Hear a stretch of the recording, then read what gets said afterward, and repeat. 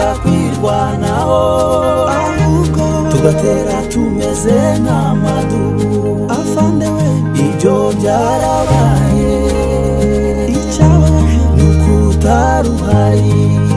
Twongeye kubasuhuza abakunzi bacu ba Tuzarutsinda TV, tubahaye ikaze mu makuru yacu uyu munsi ku cyumweru iminsi 3 z'ukwezi kwa 8 umwaka 2025.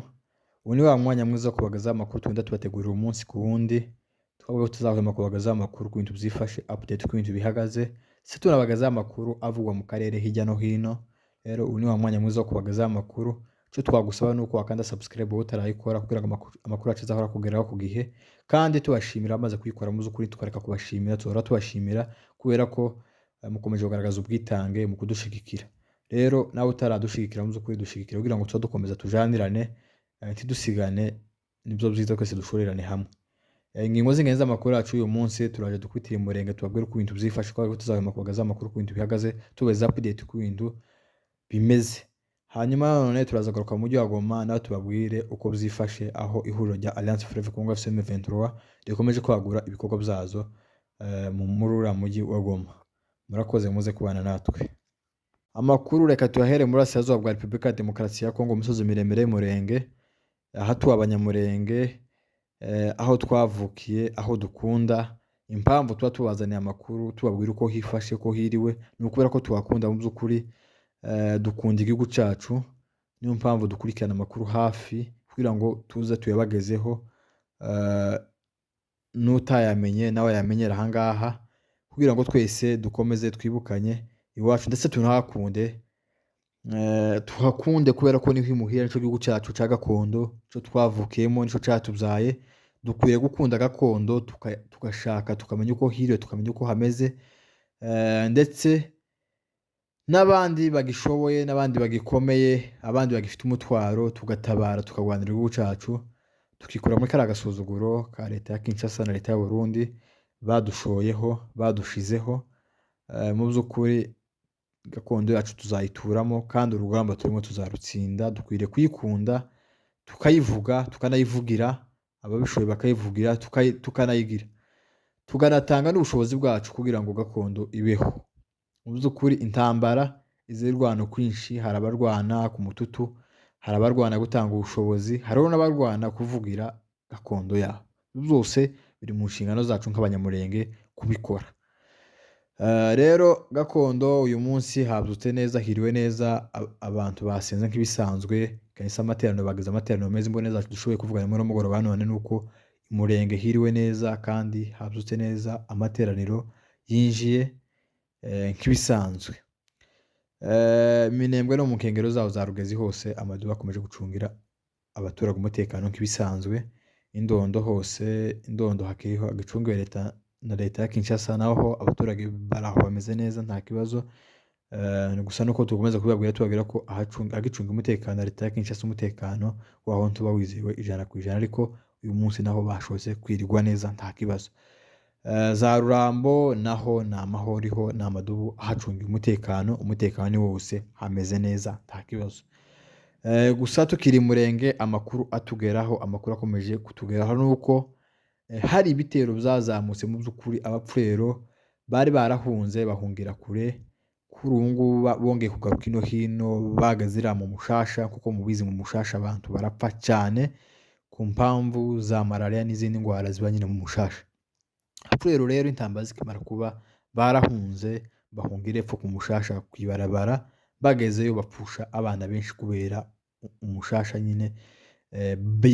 Babigiza ruguru, abaturage babazamuye no ruguru, babigize no ruguru, kandi za Gisanyi no ruguru niho abaturage baherereye, ntibakiri kure, bigiye no hafi. Uja za Minembwe ni abaturage nyine batuye irepfo ya za Gisanya, niho kuri ubu ngubu batuye. Rero ubu ngubu ruguru mu Minembwe nkuko mubizi bari mu gihe cici rikomeye. Abo tuvugana mu by'ukuri nta byatsi birunye. Ubu nyine mu kwa 7 mu kwa 8 bari mwici rigeze kure, niyo mpamvu bakomeje kujana inka bazijana kure kugira ngo barebe uko zahabona ibyatsi zikarisha. Ariko mu by'ukuri namba twagira bungeri n'abandi bose bakiri ruguru bagifite utwo duka, nkuko mubizi inka zarashize, abajenesi barazinyaza, ariko ugifite agaka by'ukuri akwiriye kukazigama neza ntayijane kure. Turabizi ko bari mu gihe cici, ariko nanone kubera ko abapfurero batari kure kandi bakomeje kuranga izi nka, ni nako bagenda bagira irari batekereza kuzinyaga. Rero iki gihe turimo ni igihe kigoye, abantu bakwiriye kumva inka ntibazijane kure n'amaka kugira ngo bakomeze bazireme, turebe ko tuzongera tukagira izindi nka nyinshi, kandi ico gihe kizagera kandi bizaba.